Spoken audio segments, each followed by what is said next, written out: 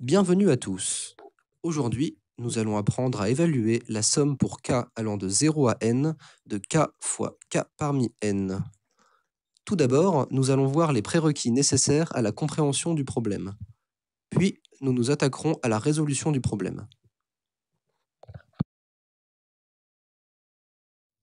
Pour aborder ce problème en toute sérénité, il faut maîtriser quelques notions de base d'algèbre.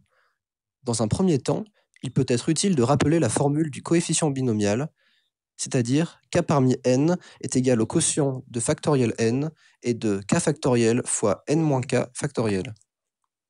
Puis, il est indispensable pour ce calcul de connaître le résultat de la somme des coefficients binomiaux. La somme de k égale 0 à n de k parmi n est égale à 2 puissance n. Ce résultat se retrouve avec la formule du binôme de Newton. En prenant x égale y égale 1, on obtient une simplification du binôme que l'on peut ramener à la somme de k égale 0 à n de k parmi n, ce qui nous donne 1 plus 1 puissance n, soit 2 puissance n. Passons maintenant à la résolution du calcul. Dans un premier temps, développons le coefficient binomial de la somme.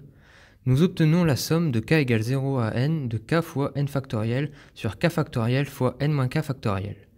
Puis, on simplifie le quotient de k et k factoriel, ce qui nous donne la somme de k égale 0 à n de n factoriel sur k-1 factoriel fois n-k factoriel. En utilisant la formule de récurrence de la factorielle, on développe n factoriel en n fois n-1 factoriel. Dans ce calcul, nous cherchons à reconstituer la formule du coefficient binomial de k-1 parmi n-1.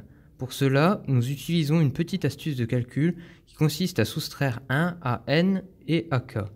Si l'on sort n de la somme, on obtient n fois la somme de k égale 0 à n des coefficients k-1 parmi n-1.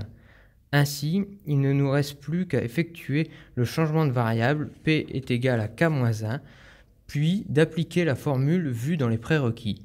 On en déduit que la somme des k égale 0 à n de k fois k parmi n est égale à n fois 2 puissance n-1.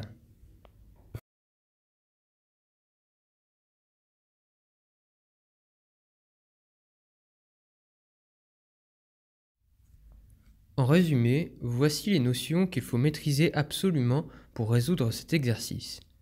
Tout d'abord, le coefficient binomial, puis la factorielle, puis le binôme de Newton, et bien sûr, un peu d'astuce.